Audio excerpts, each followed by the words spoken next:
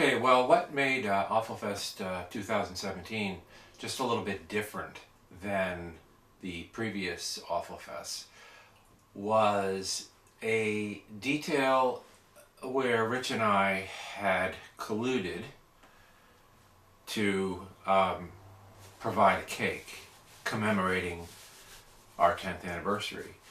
And Rich did the research. He found a place in Dover, Three Sisters Cake Company, and he spent quite a bit of time explaining to them what he had in mind for the cake. And the woman on the other end just couldn't seem to quite understand what this was all about. So Rich came up one day, and he and I snuck over there and spoke with them, and explained exactly what we wanted, and everything was fine. The hard part was going out to get the cake, trying to keep it a surprise.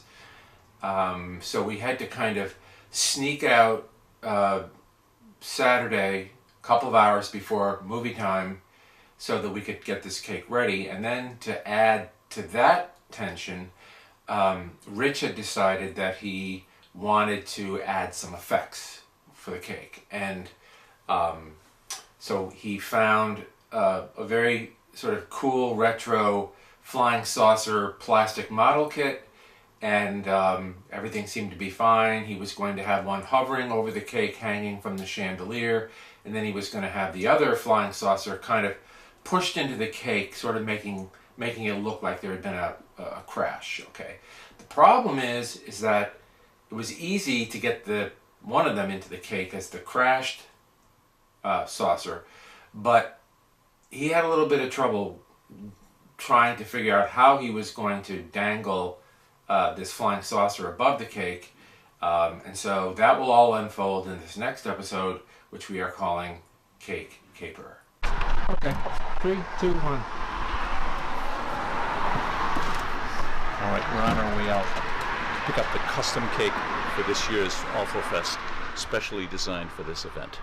Going to get it now. All right, Rich. Go get that cake, Rich. I've got it.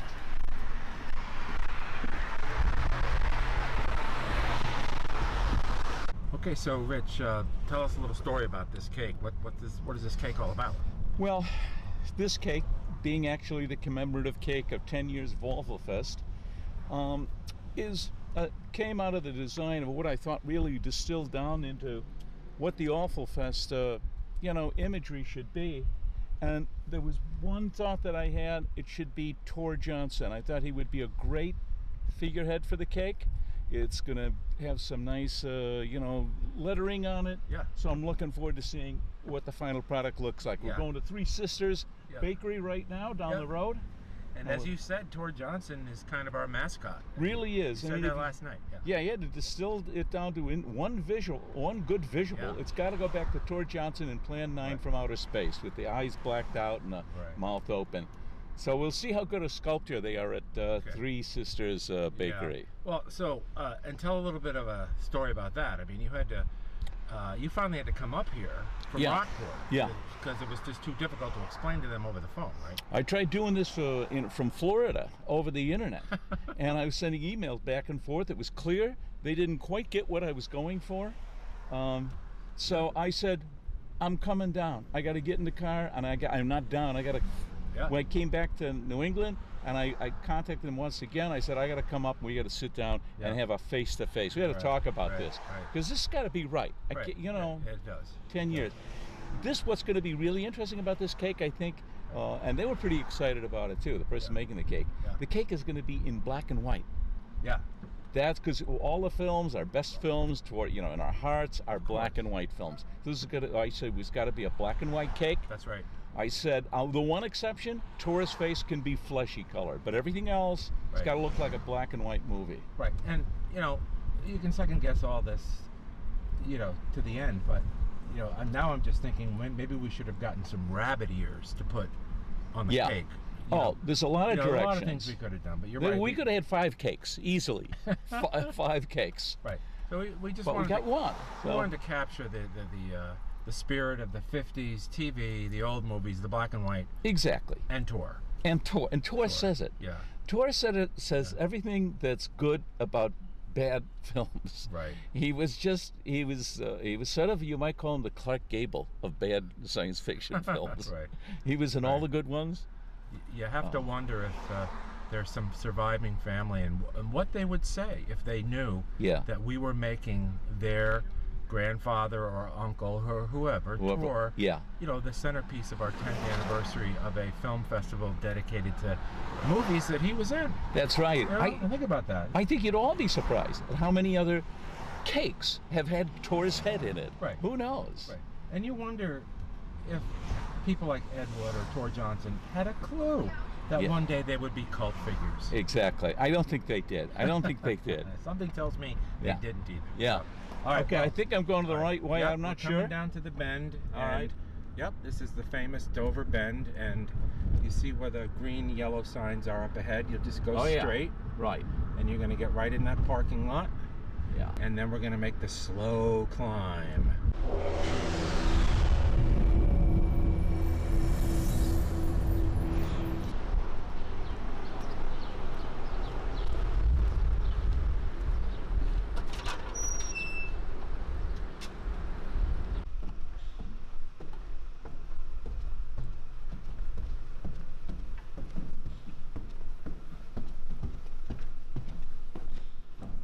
Kind of spooky in here. Yeah.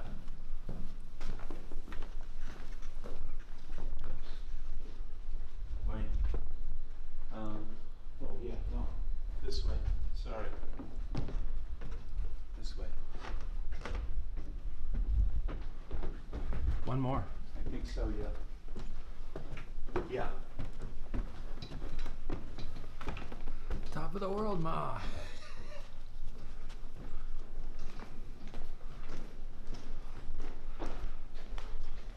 That's right here.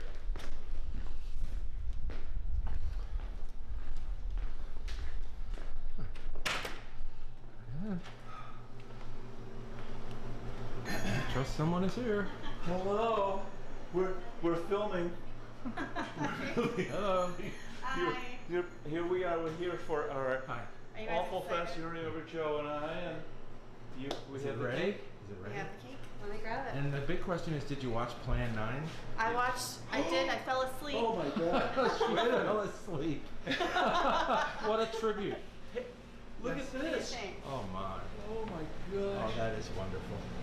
Look at that! Oh my God. good. Well, guests are waiting. Oh, good. Oh, that's awesome. Wow, she fell asleep.